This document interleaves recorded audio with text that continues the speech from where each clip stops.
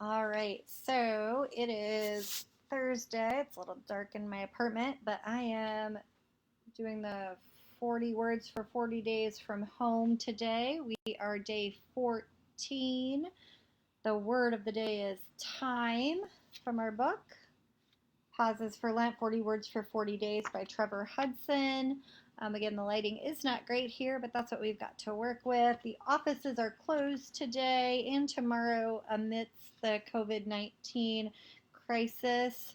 So I hope you all are doing well and stocked up on toilet paper. I have a couple of extra big um, batches of toilet paper. So if you need some and are really in a pinch, I bought a couple extra off the shelves at Hy-Vee today. There were very, very few. Good afternoon, Candy. I hope you're well. So we are planning on having church. A letter will go out either today or tomorrow, but we are planning on having church on Sunday with some minor adjustments for those of you that are in the vulnerable places or categories. Please stay home. If you are the slightest bit ill, please stay home and care for yourselves and your bodies. Um, to be very, very careful. Err on the side of care for yourself and your body. Um, so, again, the word is time for today, and I think that this is an appropriate verse from Matthew 1, verse 15. The time is fulfilled and the kingdom of God has come near. What does that mean when we are in a pandemic? How do we exist? Um, and I capitalize time being more of the kairos kind of time. For those of you that have heard me preach and talk about time, there is Kairos time, which is God's time, and there is Chronos time. And Chronos time is the time of the clock, 4:21 p.m. And then there is the type of time that God works in. And those are sometimes related, and sometimes those are very, very different. Um, and so I think what we need to be thinking about right now, particularly amidst this crisis of health that is happening in our, not just our country certainly, but in our world, how that means that we care for each other spiritually and physically, and what does that mean in the kingdom of God that has come near. And Sunday, we will get the opportunity and the challenge to worship differently with the kingdom of God at hand, and we will get to experience that very, very differently. So I'm going to read the reflection today. I hadn't even really talked about this, but the Greek Testament uses two words for time, chronos and kairos. And the first word, obviously, we talked about, refers to the clock time, chronology, and time. This time measures time in seconds, minutes, hours, days, weeks. And we ask someone what time it is. So that's obviously what we're talking about. And the second word, kairos, refers to God's time, that divine destiny. Jesus often speaks of time in this sense: this time is fulfilled.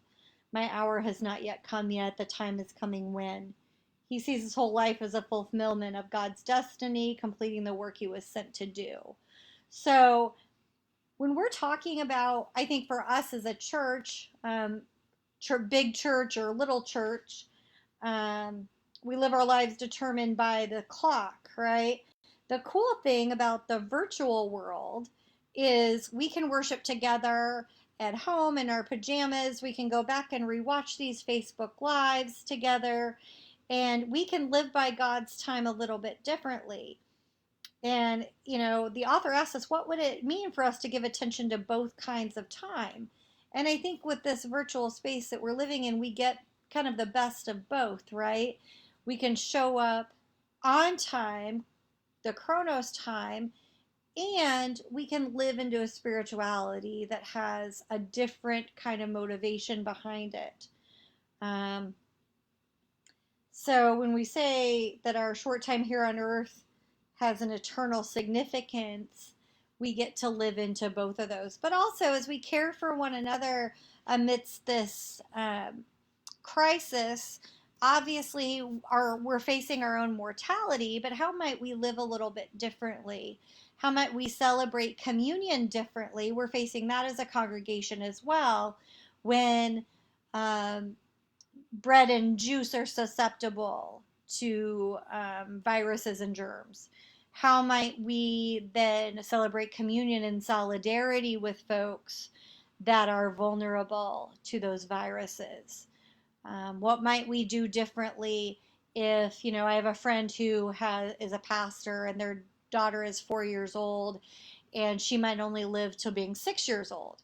So they've talked about taking calculated risks just because, sure, she might die earlier, but her life needs to have meaning and she needs to celebrate and wants to be part of living in this world and, kind of holding up in, even though we are in a crisis right now in this pandemic, for her to live her life as flourishing as possible. Just being at home forever is not really what is an option for her as well, since her life is already going to be cut short. So really thinking about Kairos and Chronos time in a different way when you know you only have 6 years on this planet, and living them to their fullest as a parent, that's definitely kind of turning this time on its head. So anyway, this is day 14. Tomorrow will be day 15. Obviously, Saturday will be day 16, and Sunday is a day that we take off and we don't have a word of the day, and we worship together. So hopefully you'll tune in to worship if you're unable to join us in person. I hope that you are practicing whatever spiritual practices give your life meaning during Lent, and staying healthy as possible during this time as well. Be blessed.